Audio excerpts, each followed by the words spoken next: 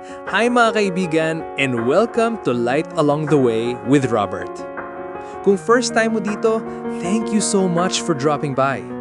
At kung matagal ka nang kasama sa journey na to, welcome back. I'm really happy na andito ka ulit.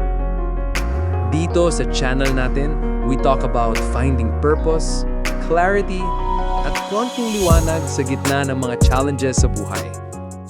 Dito, hindi lang basta content ang maririnig mo, kundi mga kwentong nagbibigay pag-asa, inspiration, at mga faith-building moments. So whether you're listening habang nasa biyahe, nagpapahinga sa bahay o kailangan mo lang ng breather, this moment is for you. Tara, samahan niyo ako. Let's dive in. Na-experience mo na ba yung parang ang tagal ng sagot ni Lord? Yung gusto mo ngayon na pero parang delayed? Kung oo, hindi ka nag-iisa. Kasi today, pag-uusapan natin ang isang napaka-powerful na truth. God's timing. Bakit minsan delayed at paano tayo matutunang magtiwala kahit mahirap maghintay? So stay with me kasi baka ito na mismo yung sagot na hinihintay mo. Let's begin. Na-experience mo na ba yung parang ang tagal dumating nung sagot ni Lord? Yung tipong, Lord please, ngayon na sana. Pero parang delayed. Question is, susunod ka ba sa timing mo o magtitiwala ka sa timing ng Diyos? Tayo kasi, sanay tayo sa mabilis. Fast food, instant noodles, one-click buy, same-day delivery, lahat instant. Kaya pati sa panalangin, gusto natin instant answer.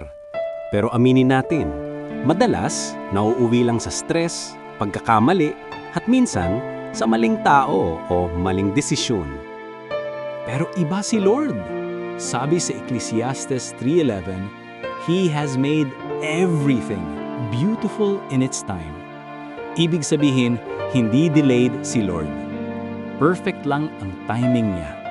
Hindi siya late, hindi rin siya advanced. Sakto. Perfect. Parang ganito, naalala mo ba nung may gusto kang bagay dati? Cellphone, trabaho, relasyon, pero hindi binigay ni Lord agad? Ang sakit sa una, di ba? Pero nung tumagal, na-realize mo, buti na lang. Kasi kung binigay niya agad, baka hindi ka handa. Minsan may bagay tayong gusto ngayon, pero pinipigil ni Lord kasi may mas better sa future. What looks like a delay is actually protection. Kapatid, tandaan mo, God's delay is not God's denial. Kung hindi pa dumarating yung sagot, huwag kang mag-alala.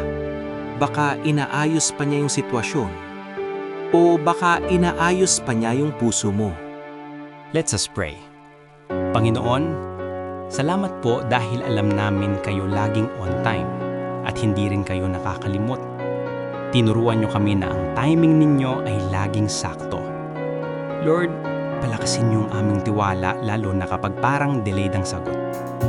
Tulungan niyo kaming maghintay ng may pananampalataya dahil alam namin kapag galing sa inyo, laging best at laging perfect.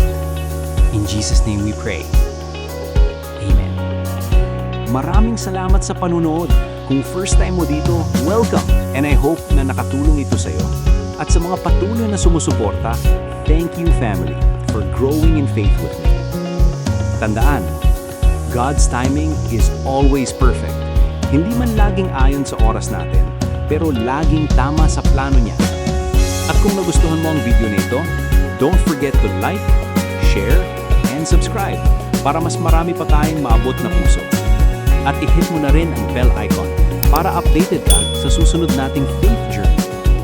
Stay faithful, stay hopeful, and always trust in God's perfect time. See you on the next one. God bless you.